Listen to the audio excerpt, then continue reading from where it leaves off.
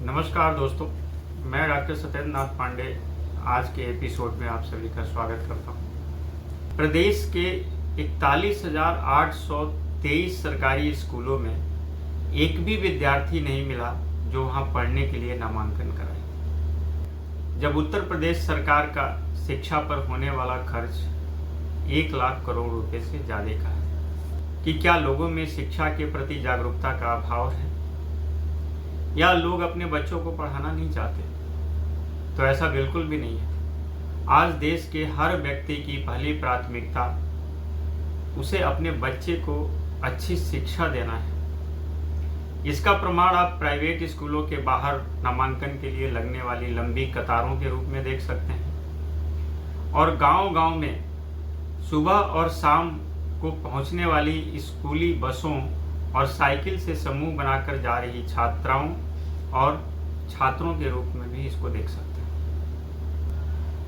फिर क्या कारण है कि शिक्षा के प्रति इतनी जागरूकता होने के बावजूद सरकारी स्कूलों में अपने बच्चों को भेजने के लिए कोई तैयार नहीं है?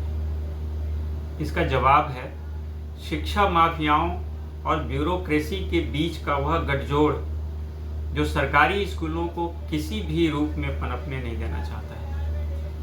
क्योंकि यदि सरकारी स्कूलों की गुणवत्ता ठीक हुई तो इसका सीधा असर निजी स्कूलों की आमदनी पर पड़ेगा और शायद उनका अस्तित्व भी खतरे में आ जाए।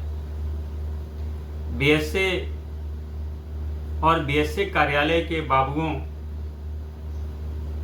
को इसके एवज में मोटी धनराशि पहुंचाई जाती है, और ब्यूरोक्रेसी के हर स्तर पर कार्य करने वाले हर कार्यालय और हर व्यक्ति इसमें किसी न किसी लेवल पर भागीदार होते हैं और संलिप्त होते हैं, और यह सब कुछ खुलेआम होता है। इसका प्रमाण कुछ दिन पूर्व एक शिक्षक की आत्महत्या का मामला सामने आया था, जिसमें बीएसए और उसके कार्यालय की सीधी संलिप्तता उजागर हुई थी। ये एक मामला था जिसमें एक शिक्षक को इस हद तक प्रताड़ित किया गया कि उसने आत्महत्या करना जीने से ज़्यादा मुनासिब समझा। ऐसे हजारों केस हैं, लाखों केस हैं जहाँ शिक्षकों का विभिन्न रूपों में शोषण किया जाता है। विडंबना यह है कि सरकारी स्कूलों की गुणवत्ता के लिए सरकारी स्कूल के शिक्षकों को जिम्मेदार बताकर अपना पल्ला झाड़ लिया जाता है, जबकि सच्चाई कुछ और है।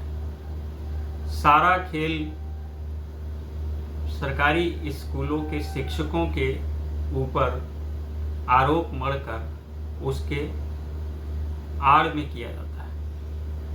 स्कूली शिक्षक स्वयं ही शोषण के शिकार हैं और उनसे भारी धन उगाही की जाती है। निसंदेह कुछ शिक्षक इसमें संलिप्त होंगे और अपनी स्वार्थ पूर्ति के लिए वो कार्य करते होंगे, पर ज़्यादातर शिक्षकों का शोषण ही होता है।